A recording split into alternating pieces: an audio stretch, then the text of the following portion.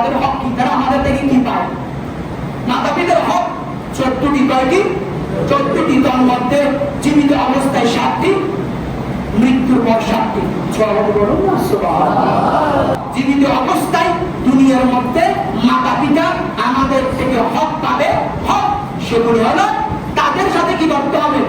শ্রদ্ধাশীল হতে হবে, নম্র হতে হবে, ভদ্র হতে হবে। নাম্বার 2, তাদেরকে মনে প্রাণে মহাব্বত করতে হবে। নাম্বার 3, সর্বদা তাদের আদেশ মানতে হবে।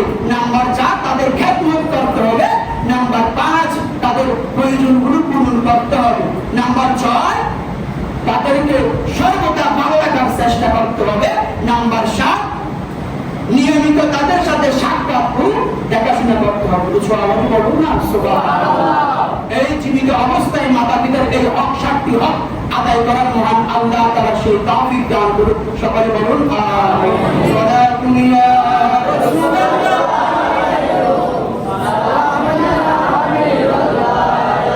এবার হলো মৃত্যুর পর 7টি হক।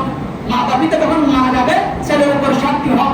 নাম্বার 1, তাদের মাগফিরাতের জন্য দোয়া করতে হবে।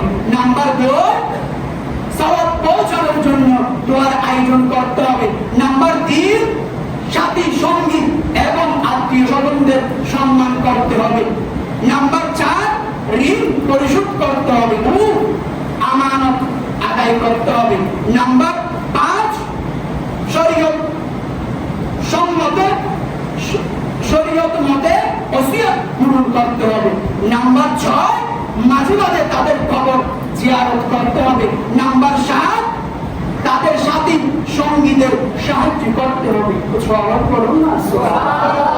এগুলো হলো আপনার মাতা পিতা যখন মারা যাবে এগুলো আপনার হক, এগুলো আদায় করতে হবে। মহান আল্লাহ তাআলা এগুলো আদায় করার সেই তৌফিক দান করুন। সকলে বলুন আমিন।